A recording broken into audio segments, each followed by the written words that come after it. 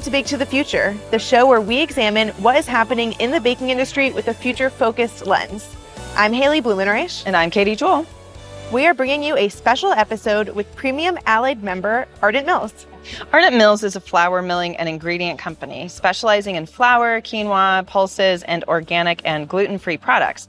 Today, we're recording at IBIE, the International Baking Industry Exposition, where we had the chance to sit down with Shrene White, General Manager of Emerging Nutrition at Ardent Mills. Welcome.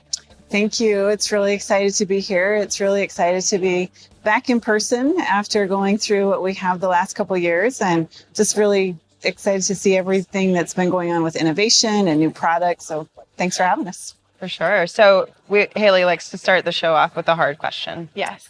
Got to break the ice. What is your favorite baked good? Oh, gosh. That's a good question. I would have to say my husband makes a really mean chocolate chip cookie. And from time to time, he is known to throw in a few of our ancient grains like white Sonora or a little bit of spelt or some quinoa flour just to test it out. But I have to say his chocolate chip cookie. I love that. So chocolate chip cookie with sometimes some alternative ingredients thrown in there. Yep. I love that too. So General Manager of Nutrition, Emerging Nutrition. Yes, ma'am. How did you get, I want to understand your professional journey. What was your first job, your next job? How did you get to where you are today? Yeah, I think it's a really interesting question. I always wanted to be a high school English teacher. And you're pretty close to that. I'm very close to that now. But I've been in the flour milling industry for about 30 years. Started back in Utah at the Cargill flour milling business. And just over time, I was able to learn about the business. I started in the grain accounting department and moved over to our wheat merchandising space. So like I said, for the last 30 years, I've been working directly with growers, buying wheat for flour mills. And then in the last 4 years, I've had the opportunity to lead Ardent Mills and our team in this emerging nutrition space. So everything from connections to the growers, to new innovation, to really getting that flour product to our customers. So a little bit of a different track there, but always been with flour milling. Love the connection to both our growers and the consumer. And I think it's really interesting that you're working with emerging nutrition, but also have this background with working with flour. It sounds like probably a lot of wheat related things. So what would you say are those emerging different types of flour or different types of grain and ingredients that you're seeing that you're excited about? As you know, today we're really starting to see the consumers make a different connection. We call them our drivers of innovation. So there's 5 things that we look at. One of them, the first one is called food as medicine. So they're really looking for that connection with maybe a high protein grain or something that brings more fiber into their diet. So we've got some really cool products in that space, whether it's chickpea flour or what we call our sesta grain high fiber barley flour. So those are some fun ones that we've been working on, and we grow those directly with farmers in our footprint. The next one is in our well and good category. So we're finding consumers today, not only does it have to be good for me, it's also got to taste good. And so things that maybe have a clean label solution or a plant-based theme to them, they're really starting to lean into those as well. The fun one for me is the modern craft driver, and that's where we saw really through COVID, those customers wanting to participate in things like sourdough, right? What makes me feel good? I'm here with my family. What can I bring back? What are some of these old grains like maybe quinoa or spelt that maybe test the boundaries a little bit, but they're finding these new innovative ways to incorporate those. We get a lot of customers today say, I want to make a pastry with an heirloom wheat or an ancient grain. How can you help me do that? The next one is our sustainable solutions. And that's where we really see this regenerative ag and connection back to the farmer come into play. And again, going back to that time during COVID, what can I control? And having that ability to make a purchase at the grocery store where that consumer knows that they're doing something that's good for the planet is making them feel really good. So we have a lot of our farmers that are participating with us in those regen ag spaces. And what's really fun about that is as we broaden our portfolio through emerging nutrition, we're now not only able to talk with growers about wheat, but we can talk to them about what they've got in their crop rotation. We can talk to them about chickpeas or oats. And we've got some of our farmers today where we can purchase every crop rotation that they have. So whether it's a spring wheat or a winter wheat, a hard white wheat, spelt, buckwheat, millet, chickpea, we can help them find a market for anything that they want to put in their crop rotation. And to me, that's where I get really excited and just have that connection. And then the last one is that convenience without compromise. And that's really, again, where our customers are looking for solutions, right? There's so many issues with labor in the market today. How can we come to them with a solution that's maybe a mix or blend or something that can really help optimize what they're doing? And so for us, I think it's all of our grains really have a special spot in each one of those drivers. And it's really fun as we bring that to life. It sounds like you work a lot with farmers. You mentioned working with this farmer, that farmer. I've worked with them, like I said, for over 30 years, and they work really hard. And they know that, a lot of them have been farming these lands and their farms for generations. And so they're looking for ways to make sure that they can hand that off to the next generation. And they're also looking for ways to diversify their portfolio, just like we do at Ardent Mills to help serve the consumer. They're looking for ways to take some of that risk off the farm and find new markets and find new things that they can add to their crop rotation. Yeah, I think that sometimes we have a challenge as an industry and with products is we're an agricultural product. And so just, we say that a lot in DC to, the members of Congress and agencies that we work with. Reminding them that we're an agricultural product, we're in that portfolio. While we're CPG, we're also anyway. So it's just interesting to talk about that and to understand how closely you work with them. And I think it's a good distinction, right? And I think sometimes people forget. It's sometimes hard to trace something all the way back to the farm, but yet that's what the consumer really wants to see is that transparency. And so for us, we talk a lot about our supply sheds. And 2 or 3, 4, 5 farmers in our supply sheds, we want to bring those stories to life. And we're starting to bring them in and letting them have that connection to our customer. Because I think it's really important for our customers to understand that it's a partnership. We can't be transactional with these family farms. They're making decisions today that can affect them 2, 3, 4 years down the road. And so we just need to help them understand what those opportunities are and then help our customers understand that, like I said, it's a partnership and we want to help them succeed and make that connection to the consumer. And that's where we can really help drive that with the farmer.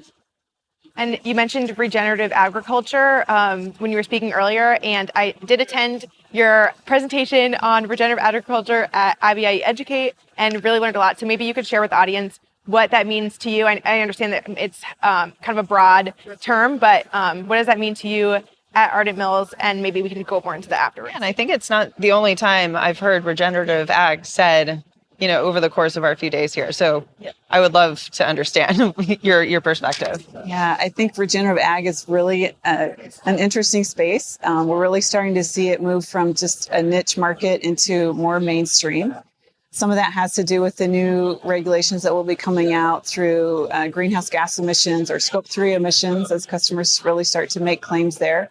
But for us at Ardent Mills, our definition of regenerative ag is to be it's our process of creating a more sustainable future for crop production by improving soil health, conserving water, while also supporting farm productivity and profitability. And so we're bringing some of those tools to our growers that can help with that ROI on the farm. And I think for us, it's important that we're never going to go onto the farm and tell a grower or producer what to do. That's not our place, but we want to be there to support them in those efforts. So the growers that are coming into our program, we do pay them a per acre premium to come and participate. And with our third party kind of boots on the ground partner, they get access to agronomy services. They get access to weather data. They get access to understanding the yields on their farm. It might be, like we said, soil quality, soil erosion, greenhouse gas emissions. So we've got the ability to go in and we start with tracking their baselines. And then we can come in and help offer them different solutions that might include a cover crop, or it might include a different type of crop rotation. And it really can show them how doing something like that might help with their nitrogen input or just the total yield on their farm and how it can bring a return on that investment. And why is that important to the baking industry, what you just described? I think, again, it's that connection back to the consumer. The consumer is driving this, and some of our internal studies have shown that 1 in 4 consumers today believe they can make a positive impact on the planet by the purchases they make at the grocery store. So those consumers they're learning to walk those aisles. They're learning to read those labels and read those stories. And those CPG customers or those bakers are wanting to make that connection. And so again, being able to tell the story of what's happening on the farm is really important. And I honestly think sometimes there's a misconception about what happens on the farm. And so we want to be able to tell the story of all the hard work and all the great things that our farmers out there are doing to support all of us when we go to the grocery store. Is there any specific story that comes to mind when you're talking about like a specific farm maybe or family farm that you worked with that came into the program? And can you maybe share with us an example? We have many, but one that kind of sticks out to me is when we started our program, it was very, very small pilot. And I did a lot of work up in Idaho. I had a lot of connections with growers in Idaho. So that's where we started because I knew I could talk to them and I could say, hey, come be part of this project. I know it's something new, something that we're asking you to give us your data. And we had one particular grower out there and he's kind of a stinker, but he's like, why should I do this? And, what's in it for me? And, what are you going to come tell me what to do? And I'm like, we would never, ever do that. We just want to understand what you're doing. And we want to bring you some tools to maybe, have you look at things a little bit differently. And this grower today, he's been in our program for 4 years now. He's one of our biggest advocates. So when we want to quote him, when we need a quote, when we want him to get other growers to be part of the program, we go out and we talk with this particular grower. And he, like I said, it took us a little bit to get him in, but once he was in, he could see the benefits of being part of the program. And just like I said, having those extra tools sometimes is really helpful. So he may be a stinker, but he's your stinker. That's great. And maybe related to all of that, maybe where are you seeing the the impetus for developing programs like this? Like where would you say is like the demand coming from to start developing programs like this? Again, I think it's that consumer is pretty powerful. Mm-hmm. And when we kind of take that step back and look at how can we help our customers make a connection with their customers that are trying to make that connection with the consumer, that's where we see that coming from. And we want to be able to have a seat at the table so that we are helping, I think, form the right type of program, one that's going to be beneficial throughout the entire supply chain. We never, I've said this a couple of times, we never going to go back to the farm and tell the growers what to do. But when they feel like they've got a seat at the table to help even craft the right questions, I think in the early days, some of the sustainability questions, if you will, that were coming out, they didn't even make sense for the growers. And so we were getting these surveys handed to us by our customers saying, hey, we need you to fill this out. You're providing our flour. And we'd go back to the grower and they're just like, these don't even make sense. This isn't something that we even look at on the farm, or it's not how we manage the farm. So I think having a voice all the way through the supply chain is really important. What's important to the consumer? How does that come back into like a CPG and what they are looking for? And then how can we take that information to the grower? And it just becomes a really nice circle. A couple of years ago, I was at a National Association of Wheat Growers meeting. And there was a lot of talk about, in a lot of the working sessions, we need to educate the consumer. We need to educate the consumer. And I finally just stood up and said, guys, we need to educate our growers. This isn't going away. These questions are continuing to be asked. How do we get the right seat at the table to form the right questions, to have the right representation, and be able to have it be a really successful program for everybody in the supply chain? So emerging nutrition is a very futuristic title. Our podcast is Baked to the Future. When we're sitting at IBIE, in 3 years or in 6 years, what are you going to be working on? Gosh, who knows? Yeah. I think that's what's really fun for us in this emerging nutrition space is it's pretty broad. And one of the things we talk about is nourishing what's next, or being that one-stop shop for our customers. And so it's really kind of, where does it take us in the future? We know that, health of the planet is here to stay. We know that food as medicine is making a much bigger message to the consumer. And so for us, it's not only about which grain, but making sure we have the right capabilities to service and get that into the final product that our customers need. And regardless of what that grain is, I still feel that the relationship that we're building with, whether it's a CPG customer or with our innovation team, or again, back to the grower, it's going to start with the grower. If we can't plant it, we can't innovate with it. But having those right relationships to be able to understand all the way from genetics to the grower, to the innovation product, to the consumer, I think it's going to be really important. It never ceases to amaze me the things that people want to work on. And, like this year, it's going to be, the year of millet. And Millet? so what can we do? Yeah. How did that happen? I get asked that question a lot. I don't really have a good answer for that. I think from a broad perspective, you've got the world is kind of looking at where do we need to feed our people, and how can we, especially in some of these developing countries, how can we get them the nutrition and the protein that they need to really help with their diet. And we've seen the International Year of Quinoa, we've seen the International Year of Chickpea, now it's the International Year of Millet. So how do we continue to evolve and grow as the world is changing?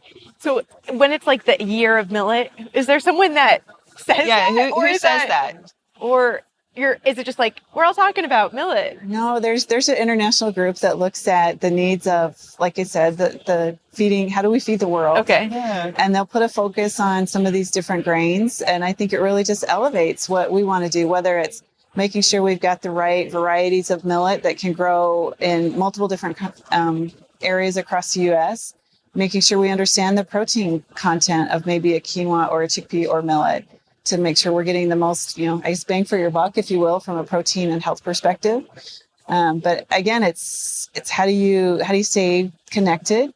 Because when we started talking about the year of millet, it's like, okay, are we going to have a supply of millet? Do we have the right growers in our portfolio? Do we have the right capabilities to produce if it's seed form or flower form? But those are things that we work with our marketing team to understand kind of what's coming, what's next. So how do you feel about millet? Oh, they are very dear to my heart. That's awesome. I think that I have so many more questions about millet and the grain of the year and how this goes about. It sounds like that would be another podcast. We'll have to do a separate episode on millet, because now we're very interested. Now I'm very intrigued about millet. But is it a good ingredient for baking? A lot of our customers use it as a blend. We're really starting to see millet. Is it kind of like a chewy grain? Like, how would you describe millet? I think we probably overuse the word toasty, but it's got a nutty flavor. But it's got that visual characteristic that you see, especially like from a whole seed perspective, and as a topping on a bread or in a bar. So I think customers really lean into that. It's got a great water sustainability story connected to it. So when you think of regen ag and a really good crop rotation, we see millet as a really good one to offer up to our growers. Again, I think for us, it's understanding the genetics of that and where might we be able to plant it and in a geographical area. But then understanding, again, is there something we can do from just understanding the different protein levels of the different varieties? Because that's where, wheat's been around forever. I always say we're really good at wheat. We understand, North Dakota spring wheat's great for pizza, Colorado, Kansas, Texas, winter wheat's great for bread. But how do we really dig in to understand what's a really good variety of chickpea for emulsification, or what's a really good variety of millet for a 5-grain gluten-free blend? So there's a lot of things that we still need to learn and understand about these ancient grains that have been around for a while, but how do we bring them into the future? Do you, since you are the expert, do you have a favorite child? Like, let's take maybe flour out because, like you said, it's been around and we know a lot of things about it, but do you have a favorite kind of like emerging grain, ancient grain? Well, it's weird to call it ancient and emerging at the same time, but do you have a favorite child? Or do you have like some of your favorites? I think when I think of that, there's a few. Quinoa is one that, again, we've put a lot of work and effort into. We've got some really great growers that we work with in both Bolivia and in Colorado.